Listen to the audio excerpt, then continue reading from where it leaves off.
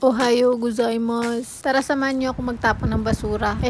Pumasok pala sa trabaho. Bago tayo pumasok, itapon muna natin tong basura ko. Dito ay merong araw ng pagtatapon ng basura. Every Wednesday, itong recyclable waste. Kailangan mo din linisin bago mo itapon. Syempre, masunurin tayo, kaya bago ko itapon, isinabon ko pa yan.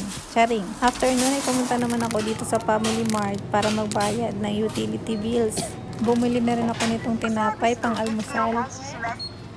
これいらないからね。これね。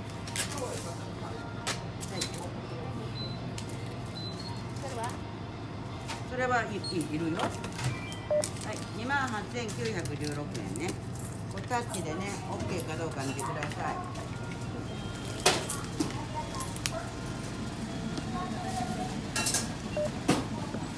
Okay.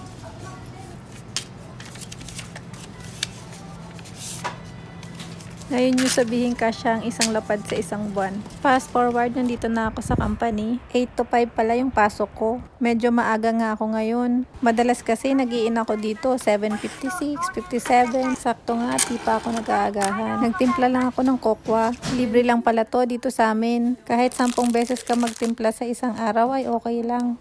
Fast forward, lunch break na. Dahil maliit ang kantin namin, hindi sabay-sabay ang break time dito. Kaming mga Pilipina ay nauunang kumain. Bale, 45 minutes pala yung lunch break namin. Mamayang alas 3 naman yung 15 minutes. Bale, 1 hour lahat. Libre nga din pala yung soup dito. Kahit nga hindi ka na magbaon ng ulam, yun na lang ulamin mo. Pag minsan kasi, ang dami niyang lamang karne. Nag-refill na rin pala ako ng tubig dito sa tumbler ko. Bawal kasi pumasok dito kapag ka hindi break time. Kaya dapat may tumbler. Pag bumili ka din naman kasi sa bendo ay mapapagastos ka pa. Ano ba actually pinunod dun sa Karabaho? At pinakaroon? Ito pala yung ulam ko ngayon, isda. Itadakimasu.